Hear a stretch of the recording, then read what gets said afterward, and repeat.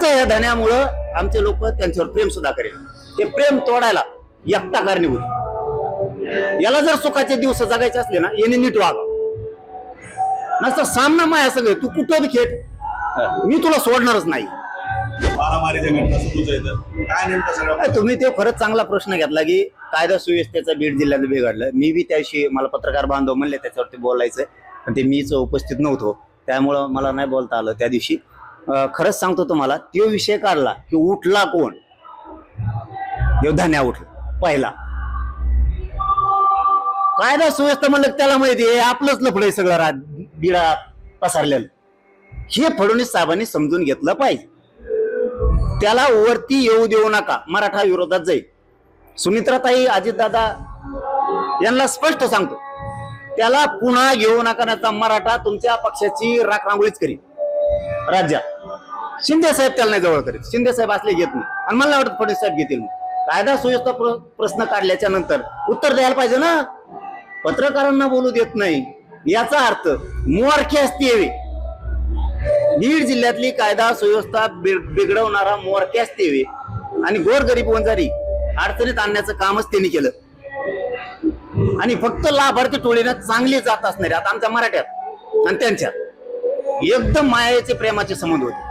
गोपीनाथ मुंडे साहेबाच्या काळात एकदम चांगले होते. शेव आल्यापासून त्या टोळीमुळं आमचे लोक त्या समाजावर प्रेम सुद्धा करेल. फक्त या धन्यामुळं आमचे लोक त्यांच्यावर प्रेम सुद्धा करेल. ते प्रेम तोडायला एकटा कारणीभूत. याला जर सुखाचे दिवस जगायचे असले ना, याने नीट वागा. नसतं सामना माया सगळे, तू कुठं बी खेळ, मी तुला सोडणारच नाही. तू महे लोक मायावर विरोधात घालतो, तुमचे काही 2-4 घालतो. ते तिकडून काही सापडून आणले 3 जण, त्यांनी ते तिकडून इकडे येतात, इकडे बुळबुळ करतात. असले छक्के पंजे खेळायचे पहिले बंद. तो आहे राजकीय करिअरला प्रचंड ते घातक. तुला वाटत असेल तू कोण आहे, तू कुणीच नाही. तुला 2-3 वर्षात कळालं असं, आणखीन जर 2-3 वर्ष तो मागा लागलो, तू राजकीय करिअर मूठ झालं म्हणून समजायचं. त्यामुळे चान्स आहे तुला, तू शहाणाच होय, तुला पर्यायच नाही. त्याशिवाय तू किती खऱ्या खाणल्या, तुला मातीने उकरून देत नाही. तू त्याची काळजीच करू नको. तुला वाटत असं मी तिकडून ते 2-3 आणलेत, ते भोकत येत, इथं 2-3 तयार केलेत, परत इथं 1-2 प्रवक्ता आहे. तुला असं वाटत असं काही नाही भाऊ. लिंबा झाडाखाली बसून दी, कंकालेश्वर मध्ये बसून दी, खंडेश्वरीत बसून दी, तू राम मंदिरात बसून दी, रेस्ट हाऊसच्या बिल्डिंग वर बसून दी, तू वडवणीच्या पेट्रोल पंपावर भेट, तू कुठं जा, रानात जाय, सरकीत जाऊन जाय पाठव. तू काळजीच करू नको, तू काळजीच करू नको. तू जर नाही बघायला मी तुला टिकविणारच आहे. आणि मा काहीच नाही, माग नाही, पुढं नाही, मी लई जायले, माझं काहीच नाही.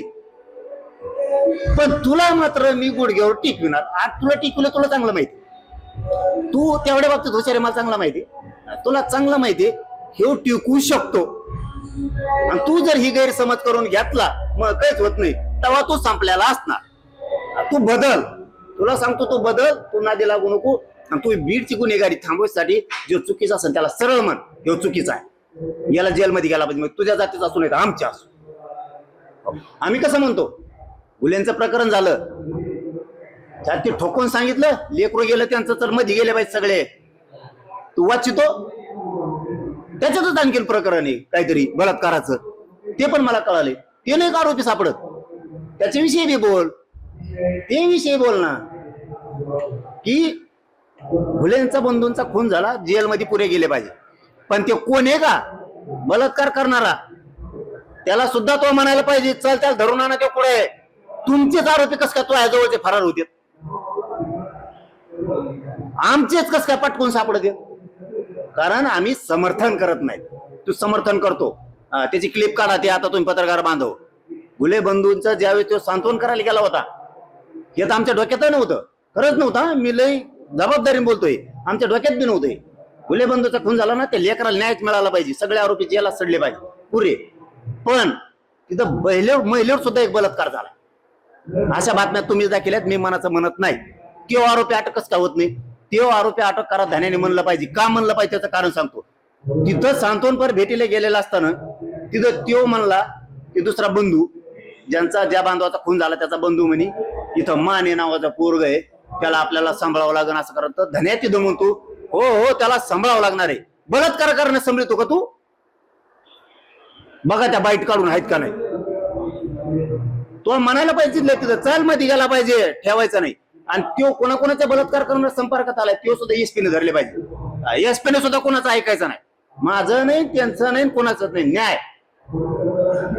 महादेव गुंडे प्रकरणात सुद्धा धन्याने म्हणला पाहिजे आरोपी अटक करा. तिथं त्याचं थोबाड उचकत नाही. ते मुसलमानाचा एक खून झालाय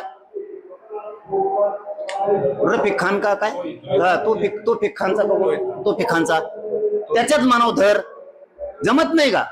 संतोष देशमुख प्रकरणात कोण कोण आहेत? पुरेधारा महादेव गीते खरोखरच खून केल्यामुळे आत एका जाणीवपूर्वक टाकलाय. रोग आला का तुला बोलायला? ते नाही का जमत? कस काय जमत नाही तुला? तेव्हा तू पहिला नेता होशील. पहिला सांगतो जसं लोकांच्या मनात बसला होता, अरे तुला जातीतच तोलीत नव्हतं कोणी, तू विरोधी पक्ष नेता होता तेव्हा जातीतच तोलीत नव्हतं कोणीच. खरं सांगतो मी तुम्हाला आज प्रामाणिकपणाने, त्याला जातीत कोणी तोलीत नव्हतं. व्हायला वाटायचं काय लागलंय, बारीक बारीक पोरांच्या मनात बसला होता. एक टोळी हाताखाली धरली, खुना करायला लागला आणि खून करणारे, चोरी करणारे, खंडने मागणारे यांचं समर्थन करायला लागला म्हणून धान्या सापडला. आणि पुढच्या काळात विक्रेत राहिला की संपना. त्याने महादेव मुंडेचं प्रकरण 100% पुढे घेतलं पाहिजे. भेटायला गेलं नाही राव आणखीन दोघं. अरे नका का तपास लागा ना, भेटायला तर जायचं ना. ती आरोपी त्याचेच. हा त्या दिवशी आम्ही त्या पट्टी वडगावला गेलतो, ते आरोपी त्याचेच, तोच पळून लावतो.